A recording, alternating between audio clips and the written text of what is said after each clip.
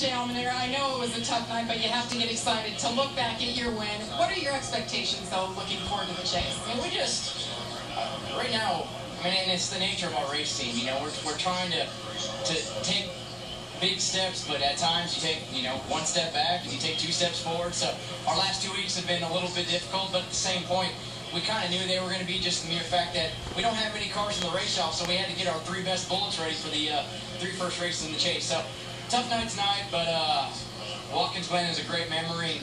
I feel like if we're at our best, we have a shot at getting through the first 3 races and having a shot to move on. So we did a test at Charlotte. RCR's helped us get a new car ready for next weekend, so we'll be ready to go. We're in it, so we at least have a shot at it.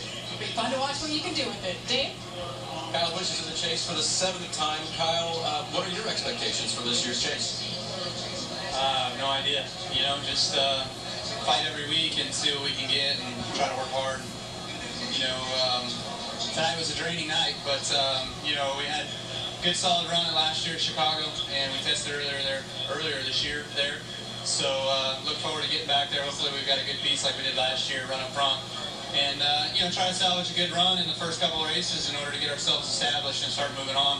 I know there's plenty of opportunity out there for this M&M's team and this 18 car to outperform 4 other guys to move on to the second round. And then second round is going to be our tough boat with, both Kansas and Talladega in there. So really like going to Charlotte, though. Charlotte's one of my favorite places. And, we just tested there. Felt like we had a good test there as well. And, we'll see if all that bodes well for the Joe Gibbs Racing team. And we'll see if we can't win a championship. Sounds like a big challenge, but we got as good a shot as anybody, Jamie. Well, Kurt Busch has a win this year, and he's had top 5s, but no legitimate straight top 10. So you got that done tonight. Looking forward to the chase. What are your expectations, Kurt? We wanted to run tonight like we were running in the chase. And what I meant by that is, the chaos of win and get in. We're going to have that a lot throughout the chase this year, but yet consistency is still going to play a key role. And we ran our own race tonight, finished 7th. If you could finish 7th the first 3 weeks of the chase, you're going to advance. I think you can do that again in the next round of the chase. So tonight was a nice feel for us to run our own race, and our team has developed over the year.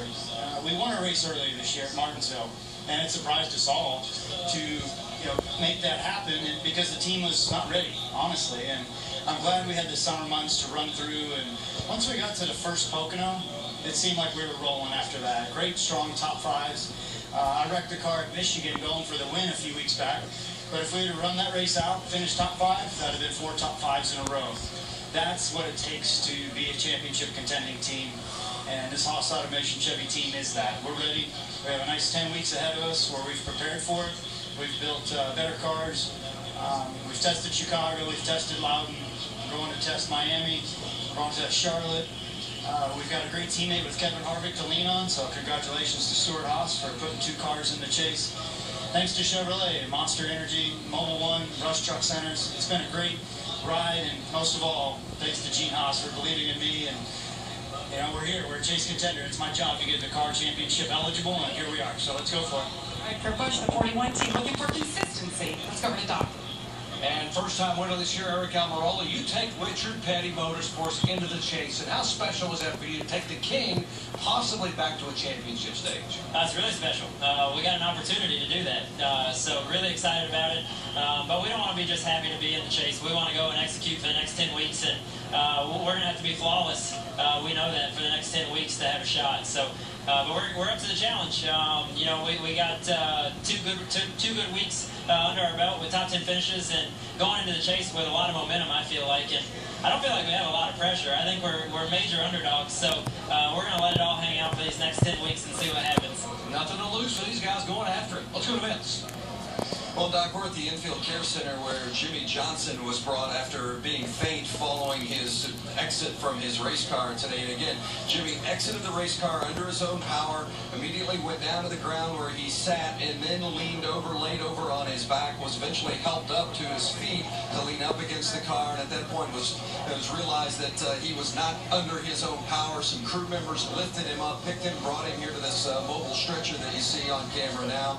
and Jimmy was brought here to the infield care center. Now, Chad Knaus, his crew chief, came and visited Jimmy. When upon exit, Chad indicated that Jimmy was suffering from dehydration. We can also tell you that one of the Jimmy Johnson staff crew members has brought a fresh change of clothes for Jimmy. Obviously, was soaked from head to toe from sweat after climbing from his car after that 8th place finish tonight. So at this point, what we understand is that Jimmy Johnson is suffering from dehydration. We anticipate his exit from the infield medical care center soon. Thanks, Vince. Incredibly warm and humid day. Yeah. In Richmond, but it goes to show just how hard they had to fight inside the cars, considering Jimmy Johnson really is one of the fittest guys in the garage. I do want to talk about him. As he goes into the chase, he's going for his 7th championship, but if you look at the numbers, he has 3 wins this season. His last win came, though, in June, in Michigan.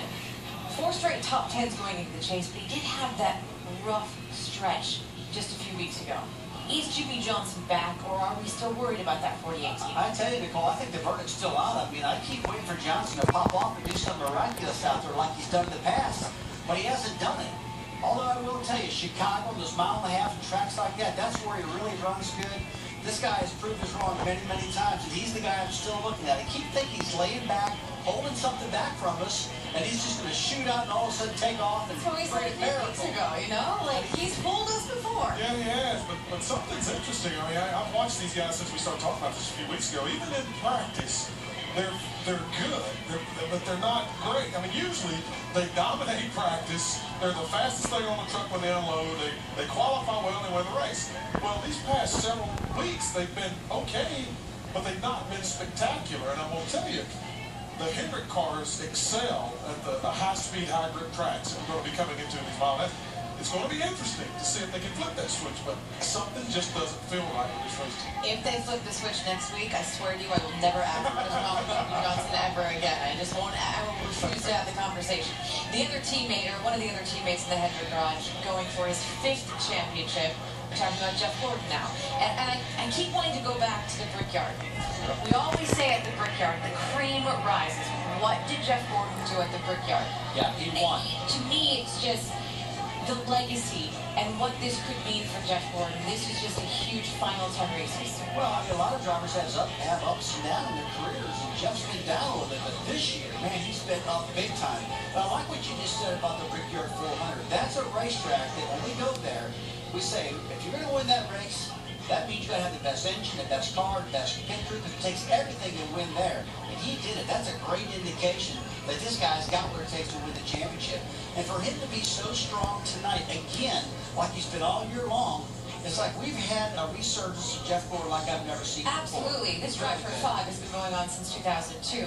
But Jeff Gordon had 17 top 10s in the first 26 races of this season. He had 17 top 10s the entire season in 2013. And I was talking to Alan Gustafson just a couple of weeks ago about what this resurgence, and he was talking about Jeff and his commitment, you know, and everything that Jeff has put into this race team this year. Not to say that he hadn't been all the way in or balled all the way in over the past couple of seasons, but Jeff's commitment, his communication, and the new ride height rule has played right back into Jeff Gordon's hand. He loves this race car's feel everywhere they go. And Jeff Gordon, we're seeing some of the best racing of his career. Perhaps this could lead to a bigger conversation, but real quick, if he wins the championship, what happens? Well, we've been hearing retirement. I don't know if that's going to happen or not. If I was him, I would quit. I'd stay private. Party in Richmond really just getting underway. We'll be back with more post-race after this message from your AAV